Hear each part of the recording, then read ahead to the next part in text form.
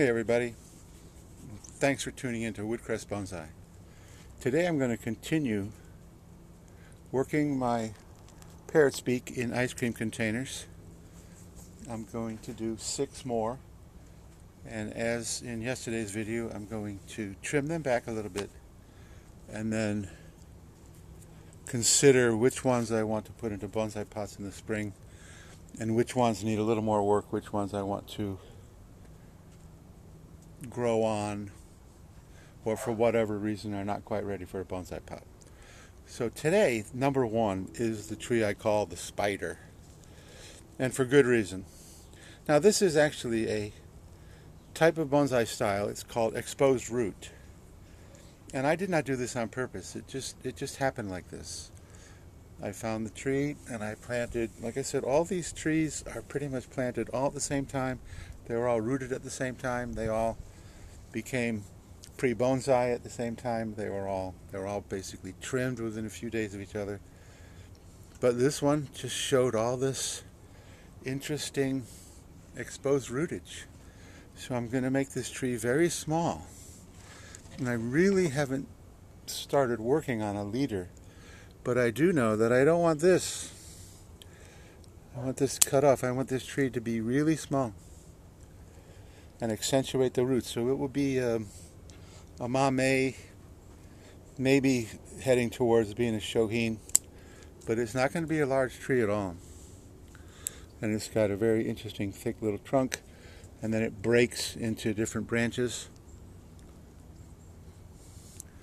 So I think this guy is probably ready for a bonsai pot. Now see, I had this root here that was kind of cool that sort of died off, but I think I can perhaps, let me use 2 fingers, make a little divot and then just stick it in there like that. And if it has died, it's not that big of a deal. But it's a fun tree. I'm going to have fun with this one, the spider. This second tree has some interesting features. The trunk is considerably thicker than a lot of them. But you see there's a massive scar that I chopped right there. There's also a much older scar that's black that I chopped right there. So this guy has grown a lot more. It has some very interesting branching, some of which is just insane. Like we have parallel branches here, but this one here, this branch here, actually comes from down here on this branch. So that comes off for sure. And then I'm going to shorten this guy. And you notice I don't have the pot square on, like this is the front, because I think this might make a better front. And in these training pots, even though these ovals, ice cream containers, have a front and a back, don't think, I'm never married to the fact that because it's in the pot the way it is, that's the front. So here's another branch that's shooting up that I'm going to reduce and come back here. See, now if this was the front, the tree is leaning back away from you, and you want your bonsai to sort of bow towards you like that. You don't want it leaning back. Now we could remove all of that and bring this back up into here, and so it would go back and then forward. So that's a possibility too.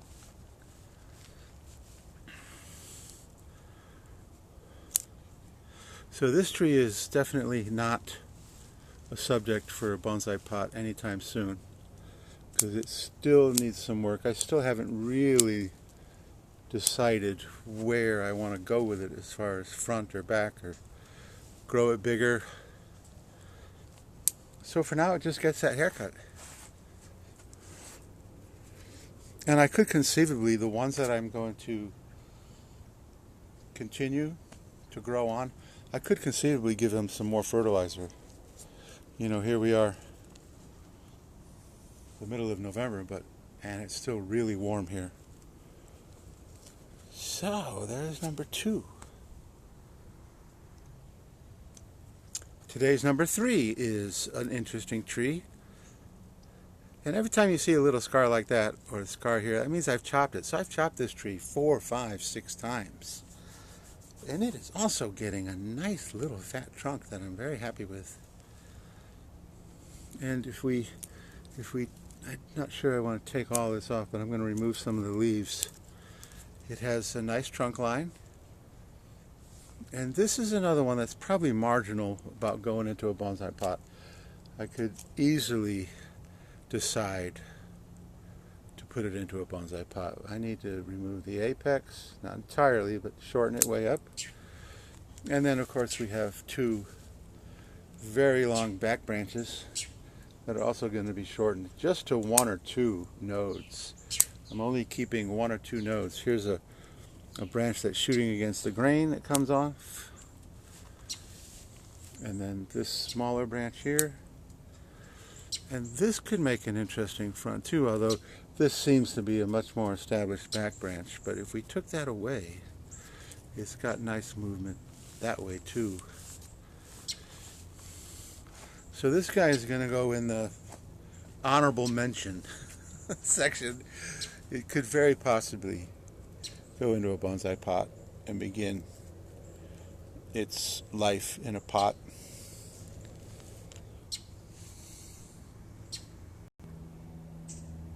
Number 4 is actually a little bit smaller than most of them. And of course, that happens. Can't expect every single tree. Like I said, they were all planted at the same time, rooted at the same time, put into bonsai pots, but you can't expect them all to be the same size any more than you can expect humans to be the same size. You know, I have a friend who's never been more than 100 pounds in her entire life. And then you've got, like, you know, NFL linemen that weigh 350. So, and this is another perfect example of, you know, that would probably make a better front. So I'm not married to the front as far as the container is concerned. And it's also got extended growth that needs to come off. And that's about that for that guy. It's got some big scars. And, you know, scars, normally you want your scars to be hidden. Sometimes a scar in the front is acceptable. You can turn it into what's called uro, which is spelled U-R-O, and it's a Japanese term that means a scar in the trunk that is probably will never heal, and it has like a little round vellum, but there's still a hole. So that's number 4. He's going to get grown on. He's not quite ready for a bonsai pot, in my opinion.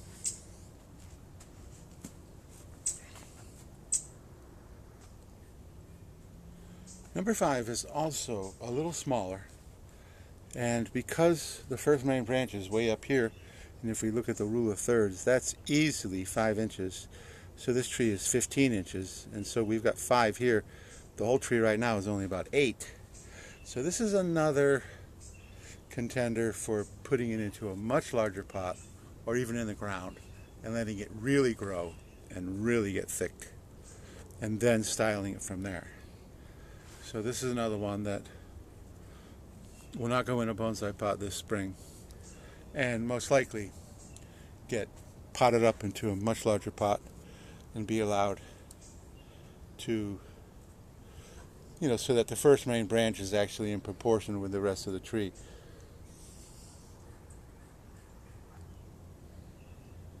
Number 6 is a tree that I really like a lot. I love the natural sweeping movement. And we have the apex here. This branch here has gotten a little bit too thick. And this tree could be almost like a bunjin style. It's going to be very feminine. And I'm going to cut this all off right here, if it'll let me. And I want to promote this down into a sweep like that. This could probably be a sacrifice branch. Cut this upward growth. I'm concerned about how thick this is so high up on the trunk. So for now I'm just going to cut some stuff back. And I think this is definitely the front. And it's a little too high, so let me try to just crank the camera up a little. There we go. Now there is some tiny growth here. That little tiny guy right there. And so I could conceivably whack this whole thing like that and promote that little tiny growth to come out to create the balancing limb for this one that's going to sweep down. But if I am going to do that, I'm going to wait till spring, because this little stumpy part has incredible ramification way down deep here. If we remove some of the leaves, you see it's got all kind of branching, and it could make a really cool little one of those micro bonsais that might go even into one of those thimble pots. But that won't be till spring. But I definitely want to take that off because visually it's just too heavy. And a little bit on the apex. I'm just going to trim this just a touch. So this may become a bonsai. I think, actually, of the 6, I think this is the only one. Oh no, the number 1, the spider.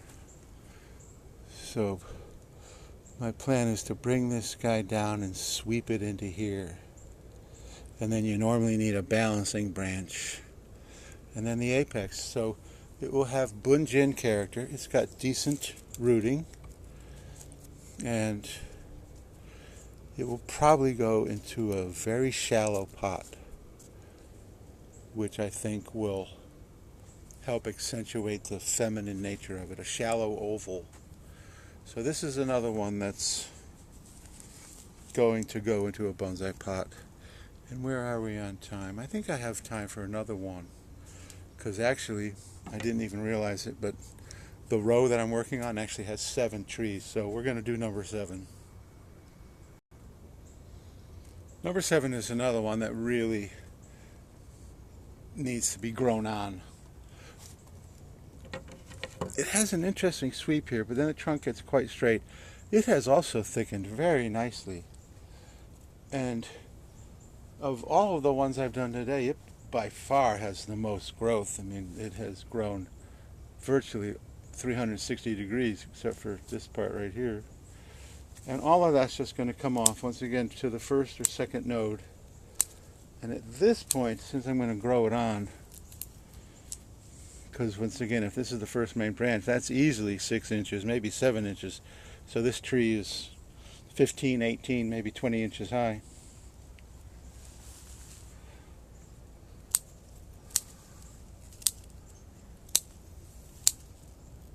So there we go.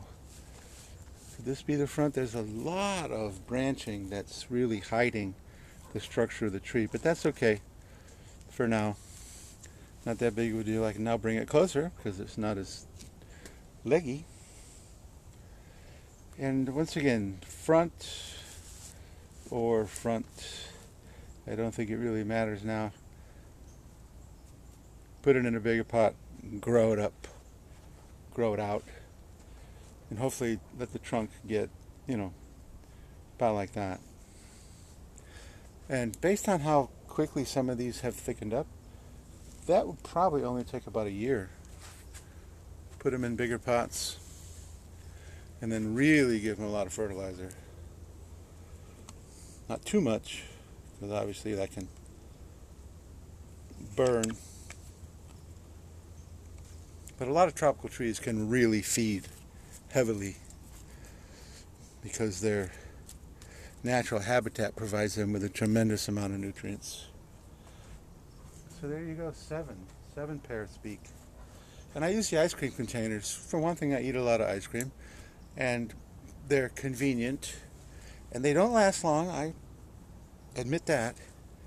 But if, like, for the ones that are going to go right into a bonsai pot, for some, like the ovals, they're almost perfect. Just take off the old soil, a little tiny bit of root pruning, and boom, you've got a tree in an oval pot without any kind of real massive root prune.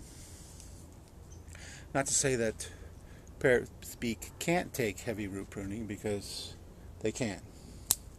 There's always a correlation for me between how easily a cutting roots versus how easily you can do a massive cutback of the roots when you do a repot. Root pruning trees that root from cuttings very easily will respond from a root pruning much more easily than trees that are more difficult to root from cuttings, because they just have much more of the juice, gibberellic acid, whatever you want to call it, auxins, gibberellins in their bodies.